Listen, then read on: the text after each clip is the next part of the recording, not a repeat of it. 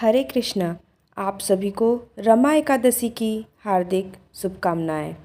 तो आइए रसपान करते हैं पुण्यदायिनी रमा एकादशी की पौराणिक व्रत कथा का। धर्मराज युधिष्ठिर कहने लगे कि हे भगवान, कार्तिक कृष्ण एकादशी का क्या नाम है, इसकी विधि क्या है, इसके करने से क्या फल मिलता है, सो आप विस्तार पूर्वक बताइए। भगवान श्री कृष्ण बोले कि कार्तिक कृष्ण पक्ष की एकादशी का नाम रमा है। यह बड़े बड़े पापों का नाश करने वाली है। इसका महात्म्य मैं तुम्हें कहता हूँ, ध्यानपूर्वक सुनो। हे राजन, प्राचीन काल में मुचुकुंद नाम का एक राजा था। उसकी इंद्र के साथ मित्रता थी और साथ ही यम, कुबेर, वरुण और विभीषण भी उसके मित्र थे। यह राजा बड़ा धर्मात्मा, विष्णु भक्त और न्याय के साथ राज करता था। उस राजा की एक कन्या थी जिसका नाम चंद्रभागा था। उस कन्या का विवाह चंद्रसेन के पुत्र शोभन के साथ हुआ था। एक समय वह शोभन ससुराल आया। उन्हीं दिनों जल्दी ही पुण्यदायिनी एकादशी रमा एकादशी भी आने वाली थी। जब व्रत का दिन समीप आ गया तो चंद्रभागा के मन में अत्यंत सोच उत्पन्न हुआ कि मेरे पति अत्यंत दुर्बल हैं और मेरे पिता की आज्ञा अति कठोर है।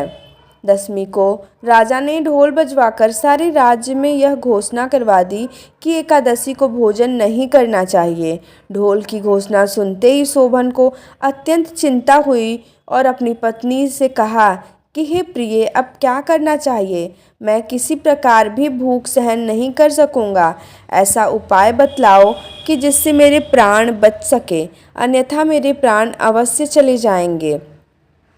चंद्रभागा कहने लगी कि हे स्वामी, मेरे पिता के राज में एकादशी के दिन कोई भी भोजन नहीं करता। हाथी, घोड़ा, ऊंट, बिल्ली, गौ आदि भी तृण, अन्न, जल आदि ग्रहण नहीं कर सकते। फिर मनुष्य का तो कहना ही क्या है। यदि आप भोजन करना चाहते हैं तो किसी दूसरे स्थान पर चले जाइए, क्योंकि यदि आप यहीं रहना चाहते हैं तो आपको अवश्य व्रत करना पड़ेगा। ऐसा सुनकर शोभन कहने लगा कि हे प्रिय, मैं अवश्य व्रत करूंगा। जो भाग्य में होगा वह देखा जाएगा। इस प्रकार से विचार कर शोभन ने व्रत रख लिया और वह भूख व प्यास से अत्यंत पीड़ित होने लगा। जब सूर्य नारायण अस्त हो गए और रात्रि को जागरण का समय आया, जो वैष्णव को अत्यंत हर्ष देने वाला था परंतु शोभन के लिए अत्यंत दुखदायी हुआ। प्रातःकाल होते शोभन के प्राण निकल गए।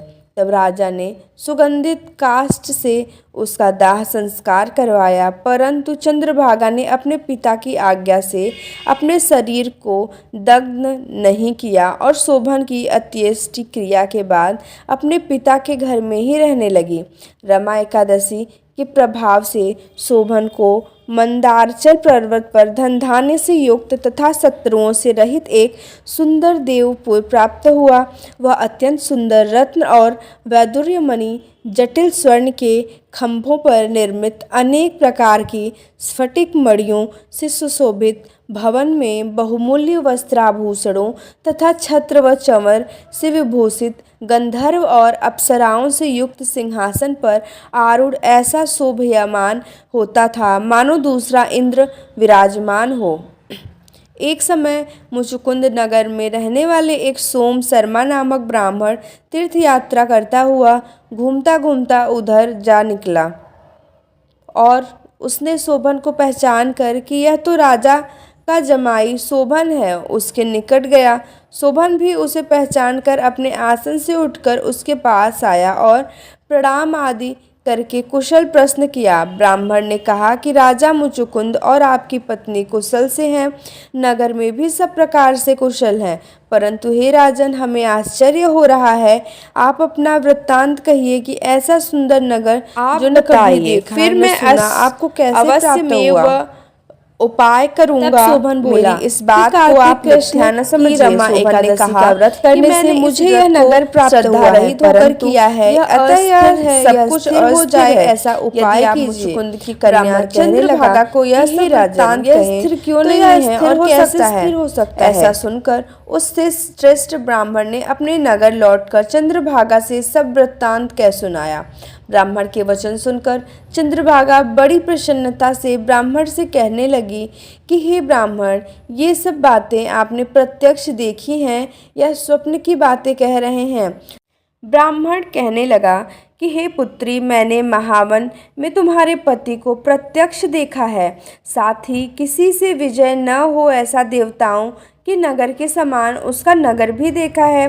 उन्होंने यह भी कहा कि यह स्थिर नहीं है, जिस प्रकार वह स्थिर रह सके सो उपाय करना चाहिए। चंद्रभागा कहने लगी, हे विप्र, तुम मुझे वहाँ ले चलो। मुझे पतिदेव के दर्शन की तीव्र लालसा है। मैं अपने किए हुए पुण्य से उस नगर को स्थिर बना दूंगी। आप ऐसा कार्य कीजिए जिससे उनका हमारा संयोग हो, क्योंकि वियोगी को मिला देना महान पुण्य है। सोम शर्मा यह बात सुनकर चंद्रभागा को लेकर मंदारचल पर्वत के समीप वामदेव ऋषि के आश्रम पर गए। वामदेव जी ने सारी बात सुनकर वेद मंत्रों के उच्चारण से चंद्रभागा का अभिषेक कर दिया। तब ऋषि के मंत्र के प्रभाव और एकादशी के व्रत से चंद्रभागा का शरीर दिव्य हो गया और वह दिव्य गति को प्राप्त हुई। इसके बाद बड़ी प्रसन्नता के साथ अपने पति के निकट गई। अपने प्रिय पत्नी को आता देखकर शोभन अति प्रसन्न हुआ और उसे बुलाकर अपनी बाईं तरफ बिठा लिया। चंद्रभागा कहने लगी कि हे प्राणनाथ, आप मेरे पुण्य को ग्रहण कीजिए।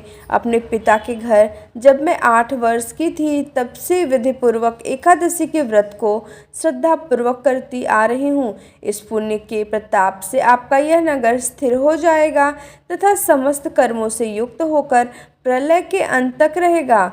इस प्रकार चंद्रभागा ने दिव्य आभूषणों और वस्त्रों से सुसज्जित होकर अपने पति के साथ आनंद पूर्वक रहने लगी।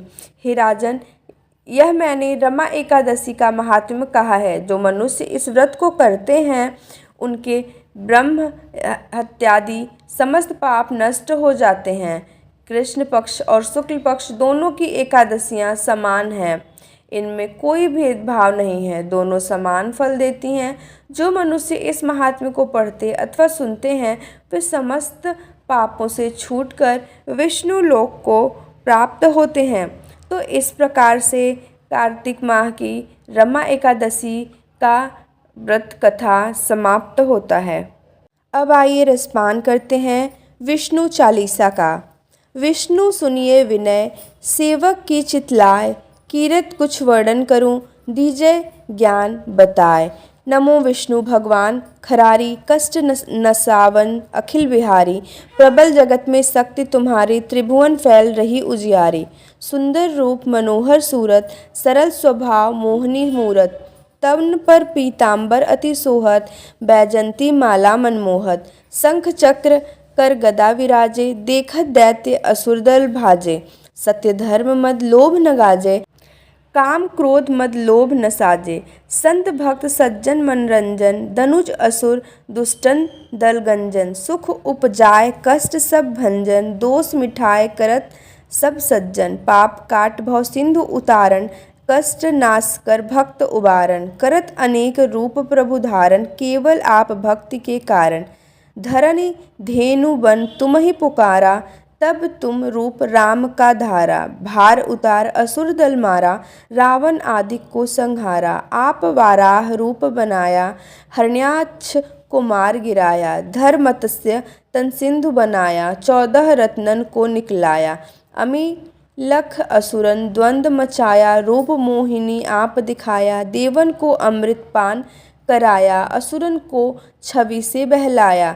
कूर्म रूप धर सिंधु मझाया, मंद्रांचल गिरी तुरंत उठाया। शंकर का तुम फंद उड़ाया, भस्मासुर को रूप दिखाया।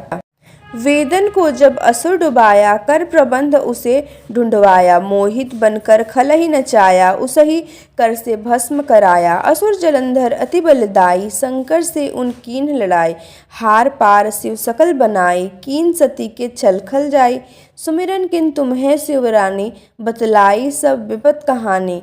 तब तुम बने मुनीश्वर ज्ञानी, वृंदा की सब सूरति भुलानी। देखत 3 दनुज सैतानी, वृंदा आए तुम्हें लपटानी। हो स्पर्श धर्म क्षतिमानी, हना असुर उर शिव सैतानी। तुमने ध्रुव प्रहलाद उबारे, हिरण्याकुश आदि खल मारे, गणिका और अजामिल तारे, बहु भक्त भव सिंधु उतारे। हरहु सकल संताप हमारे, कृपा करहु हरि सिरजनहारे। देखहु मैं निज दरस तुम्हारे, दीन बंधु भक्तन हितकारे। चहत आपका सेवक दर्शन, करहु दया अपनी मधुसूदन। जानू नहीं योग्य जब पूजन, होय यज्ञ स्तुति अनुमोदन। शील दया संतोष सुलक्षण, विदित नहीं व्रत बोध विलक्षण। करहु आपका किस विधि पूजन, कुमति विलोक होत सुख भीषण। करहु प्रणाम कौन विधि सुमिरन, कौन भांति मैं करहु समर्पण। मुसर सुर मुनि करत सदा सेवकाई, हर्षित रहत परम गति पाई। दीन दुखिन पर सदा सहाय, निज जन जान लेव अपनाई। पाप दोष संताप न सावे, भव बंधन से मुक्त कराओ। सुत संपत्ति दे सुख उपजाओ, निज चरणन का दास बनाओ। निगम सदा ये विनय सुनावे, पढ़े सुने जो जन सुख पावे।